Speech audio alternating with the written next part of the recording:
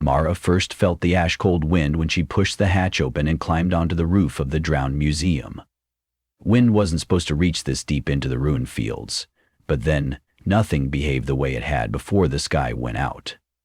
Far above, the cloud deck churned like wet charcoal, unbroken by stars or moon.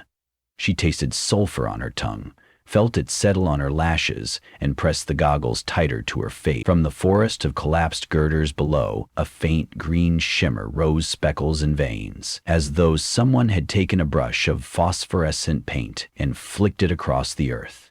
They were mycogems, the latest generation of bioengineered fungi whose glow could pierce the tenebrum. People in the barrens used them the way the dead world had once used coins. She had come to harvest, but she was not alone. A silhouette stepped out from behind a broken air conditioning vent.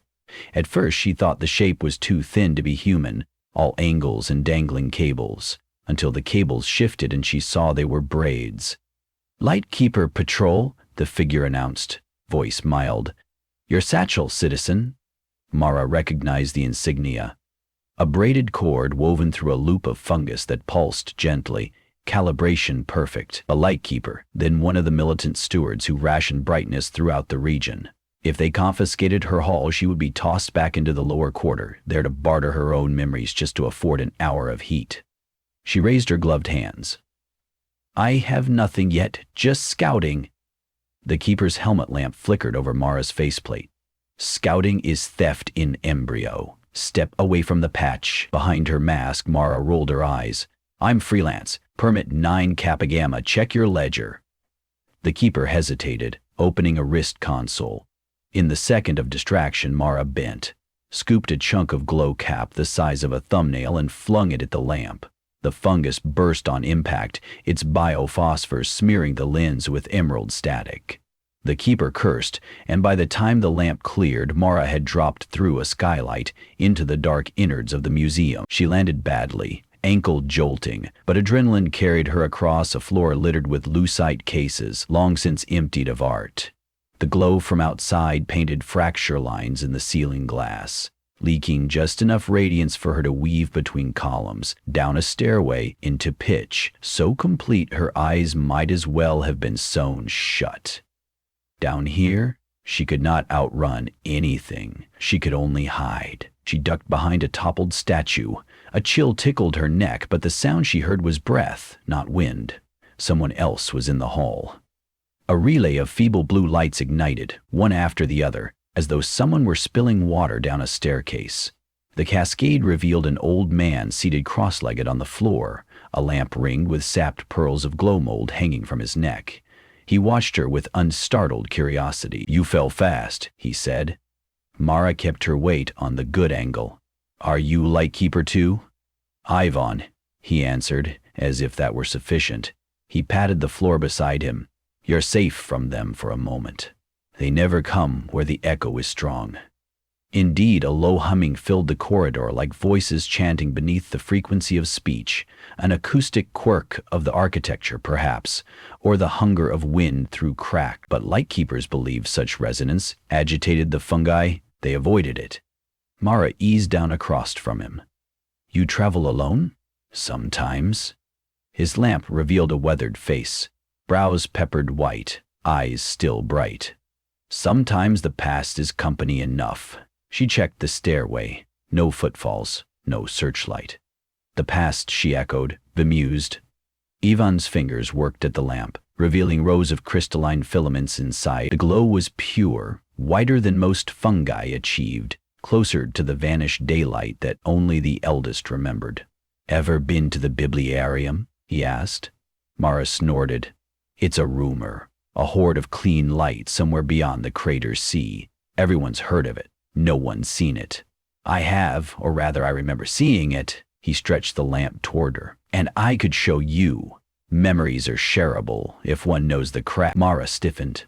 Memory trade had begun as salvage psychiatry, remove trauma by excision, insert warmth where cold lingered. Now it was a marketplace.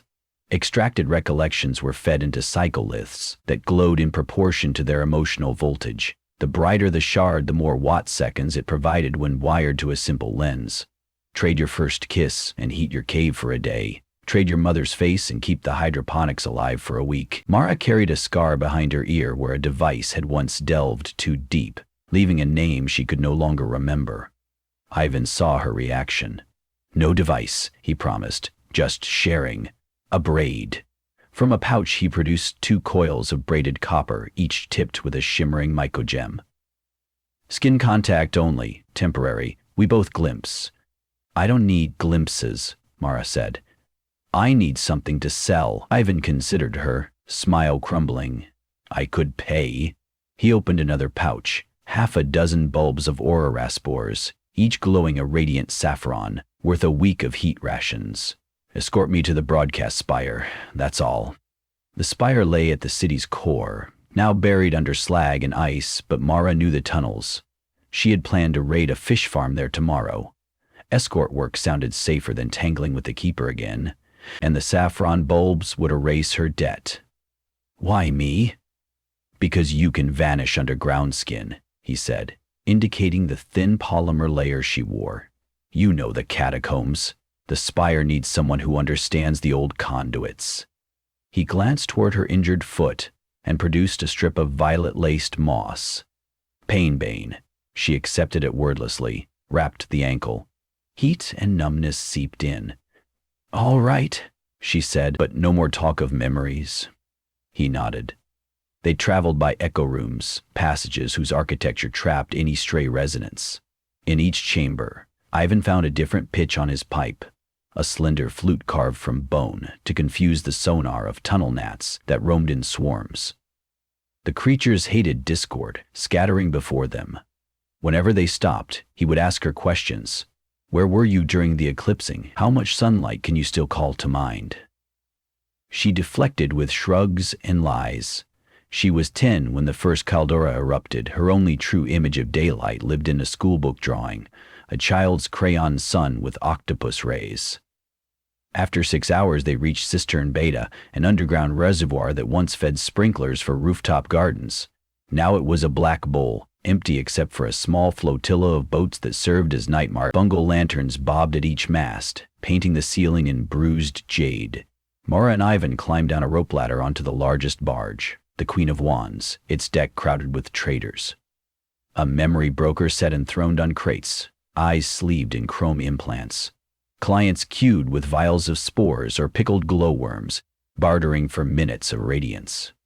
Above him rotated a chandelier of cyclith shards, each pulsing in time with the remembered joy or grief inside. A groan shook the room as someone sold the memory of childbirth. A bright flare bloomed. Ivan pressed through until he stood before the broker. Mara flanked him, hand on knife. Need a flash charge, Ivan said. He presented a small cog of rusted metal. Code cylinder, last synced 19 years ago. The broker palmed the cog. Pre-eclipsing data? Obsolete. Data is memory, Ivan murmured. It still lights. The broker set it on a reader. Holograms flitted. Graffiti that once scrawled a teenager's bedroom wall. A dog chasing birds on a sunlit pier. The chandelier brightened a shade. 2 kilolux. The broker licked his metallic lips. I'll give you an amber lantern. Need blue core, stabilized. Ivan tapped the saffron bulbs at his belt. Plus these. Makes barely a watt. The broker shrugged his coiled shoulders. Take green. Ivan looked at Mara. She understood. They needed stronger light for whatever waited in the spire. She unstrapped her satchel, withdrew the fungi discs she scavenged tonight, still faintly glowing, though bruised. What about these, plus the cylinder? The broker fingered the discs. Juvenile marrow caps. Potent. He recalculated. Blue core, 19 hours. Take it or rot. Mara nodded, Ivan agreed. The broker popped open a box, revealing a crystal bulb caged in copper. It glowed a deep ocean hue, stable, long-lasting, unaffected by echo. Ivan accepted it gently, as if the bulb were a living heart. They left the barge. Mara expected gratitude, but Ivan looked troubled. You shouldn't have parted with your harvest. Consider it an advance on escort fee, she said. Just don't die before we reach the spire. They crept along conduits whose walls still carried charred safety slogans. Once, sirens wailed as thermal vents above them opened, releasing scalding gas. Ivan pulled Mara into a maintenance alcove just in time. At last they arrived at a circular hatch, painted with the faded emblem of the global broadcast network. Inside, the spire's lower deck smelled of burnt dust and melted plastic. Server racks lay toppled like tombstones, yet a stairwell still spiraled upward, lined with photonic cable that twinkled where the bioluminescent spores had colonized cracks. In the hush, Mara sensed power, dormant, waiting. Ivan set the blue core bulb into a cradle on a portable generator. The bulb's glow fed the generator's solar cell in reverse, tricking it into believing daylight shone. A vibration hummed beneath their feet. Somewhere a turbine fought through decades of grime and turned. Reactor relays clicked. Consoles flickered, their screens shedding pallid white, true white, not tinted green like fungus. Mara felt her heartbeat pause.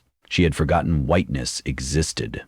Ivan climbed a ladder to the broadcast chamber. Mara followed, mind flipping through half-remembered warnings about unstable capacitors. The chamber housed a dish, narrow as a teacup but connected to an antenna shaft that pierced the clouds far above. Yvonne knelt by a terminal, feeding code from the cylinder. Strings of text scrolled. Latitude arrays, solar constants, something labeled heliosim. "What is this?" Mara asked. "The sky had mirrors once," he said, typing. "Orbiting reflectors for climate engineering. When the volcanoes belched dust, most panels were ruined or lost. But 2 clusters may still function. If they realign, even partial reflection could punch apertures in the ash." Mara's mouth dried. "You can bring the sun, not bring, borrow." A flicker, a dawn glimpse between curtains. He exhaled. "Long enough to remind people what we lost. Long enough to grow seed that isn't fungal." An image filled the monitor, a ring of satellites labeled Lucent Network. Half the nodes read offline. "We only need 3 in triangulation," Ivan whispered. A klaxon sounded below. The hatch door, claimed by rust a century now, opened with a shriek. Boots clanged. Lightkeepers.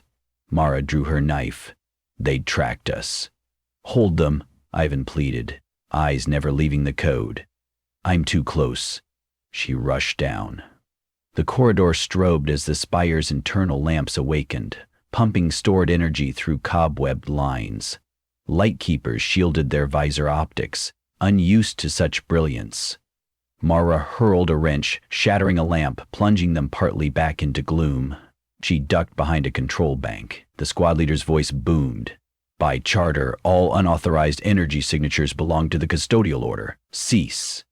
Mara tossed a pocket full of phosphorus dust. It erupted in a white poof that overloaded one helmet sensor. The blinded keeper fired a pulse dart, striking the ceiling. Goo hissed, eating metal. Acid darts exeminal. She sprinted across open floor, slashed at a conduit, releasing a gout of steam that veiled her movement. One keeper slipped. Another found a clean angle. A dart struck her shoulder, sizzling through coat layers, but the groundskin polymer resisted long enough for her to fling it off. Above, Ivan shouted something. Gears groaned. The very tower vibrated. Light flared through every crack in the walls, not fungus, but incandescent dawn. It felt warm. Mara, keepers, even the disabled lamp sensors paused. The vibration subsided into a distant thrum that seemed to echo from the sky itself. She climbed back to the broadcast chamber. Ivan sat against a console, breathing shallow, hands still on keys though his wrists trembled. "I did it," he said. "They moved. I felt them move." On the monitor, 3 satellites blinked green. Another blinked yellow. "How long?" she asked. "Minutes, maybe an hour, before ash drifts reclaim the gap," he smiled, eyes wet. "But people will look up." From the broken window, she saw a slash of silver opening in the cinder clouds. Stars not seen for decades winked like pinholes. And then a ruby blush touched the horizon. It was weak, like a candle behind thick glass, but undeniably sunrise. Behind them the lightkeepers gathered, weapons half lowered, awestruck. Their leader whispered something, prayer or curse. Mara gestured at them. The boat's power is finite. We keep the spire defended, or you take light back to your citadel. Choice?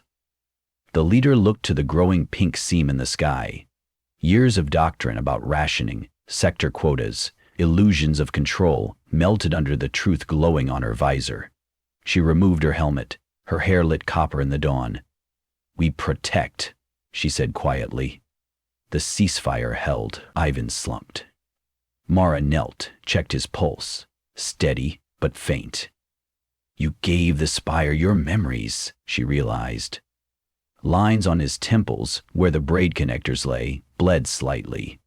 He had wired himself to the terminal, offered personal recollections for processing power.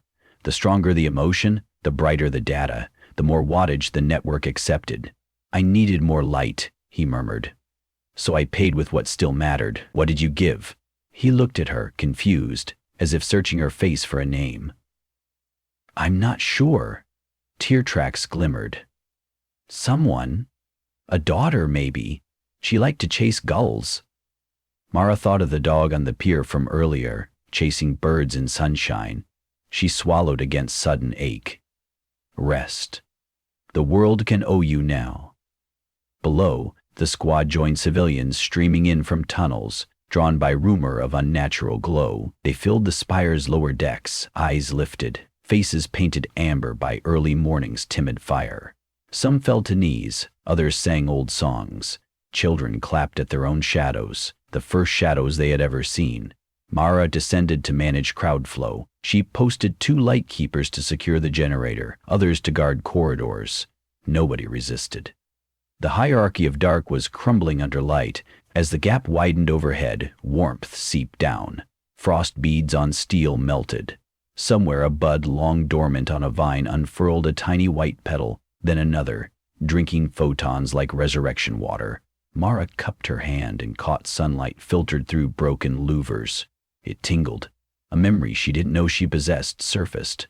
Wrestling with classmates on a lawn, grass sticky, sky too vast to fathom. Ice, said to her mind. You're pretty suavely just throwing your sticks at my bud. She felt the shape of that lost moment, heavy and bright. She told herself she would not trade it, no matter how cold the future became, because there would be a future, and that was new. But the rift in the ash could not last.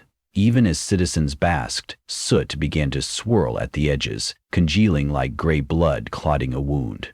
Within an hour, the light might fade. Mara found the squad leader. We'll need rotation crews to feed the generator. Memory drives, fungi, all sources. The woman nodded. The custodial order will contest this, but perhaps the order will change. Mara faced the hatch.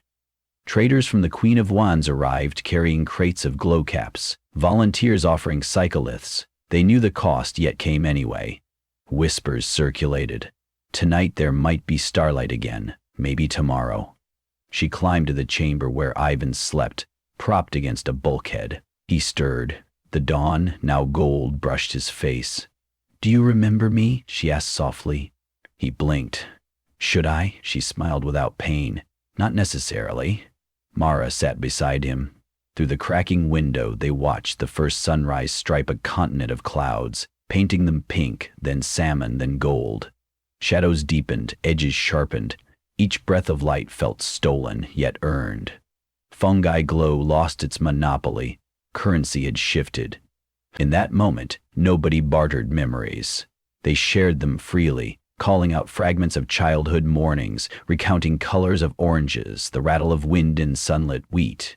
Each spoken recollection carried its own luminance, filling the corridors with human warmth beyond vaults or spores.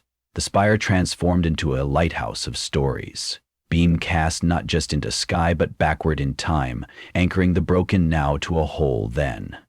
When the ash finally resealed and night reclaimed the city, people did not tremble. They kindled hoarded fungi to navigate home, but their faces shone with something untaxed and incorruptible. Recollection, untraded. And somewhere deep in the spire's servers, woven among orbital alignments and algorithmic prayers, lay a record of Ivan's gift, a child chasing gulls on a bright pier. The file pulsed, minute but persistent, like a pilot light waiting for fuel. Next time, Mara knew, they would have that and more. Because light was no longer a commodity, it was a memory waiting to be remembered, again and again, until dawn became habit instead of miracle.